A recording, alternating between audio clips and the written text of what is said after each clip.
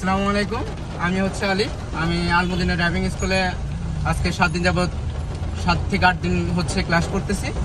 তো আমার প্রথমে আমার ভয় কাজ করতো, আমি পারবো কিনা ক্লাস করতে, মানে ড্রাইভিং শিখতে পারবো কিনা, একটা ভয় কাজ করতো। তো আমার মনে হচ্ছে আমি যখন আলমদিনা ড্রাইভিং আসছে, ওদের বাইরেদের আচরণ খুব ভালো লাগলো, এই কারণে আমি এখানে ভর্তি হলাম।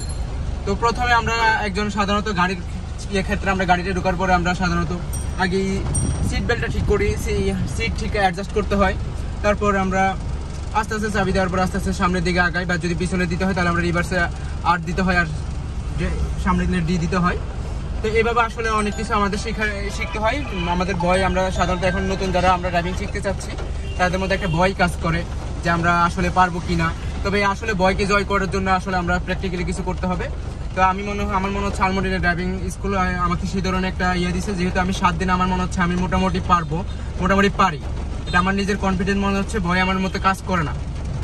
এটা হচ্ছে সর্বোচ্চ নিজের কনফিডেন্স অনুযায়ী, নিজে যদি মনে করে হ্যাঁ আমার দ্বারা হবে, তাহলে অন্যান্য বিষয়ের জন্য সর্বদেখ, যেহেতু আমরা একজন স্কুলে সহজে আমরা প্রথমে কিছুই পারি না, পরে স্কুলে যাওয়ার পর আস্তে আস্তে শিখি বা বাসা থেকে শেখা হয়। এবং আলমদিনা ড্রাইভিং স্কুল একটা স্কুলের মতোই এরকমভাবে শেখানো হয়। তো আমার মনে হচ্ছে এটা আপনাকে মুখে বললে বোঝানো হবে না। তো আমার মনে হয় আপনি আসে প্র্যাকটিক্যাল আলমদিনা ড্রাইভিং সাথে কথা বলে, স্কুলের সাথে কথা বলে দেখেন, আমার মনে হয় আপনার থেকেও ভালো লাগবে। ওদের বাইরের সার্ভিস অনেক ভালো। আমার আপনাদের জন্য শুভকামনা রইল। তো আসেন দেখা করে। Thank you.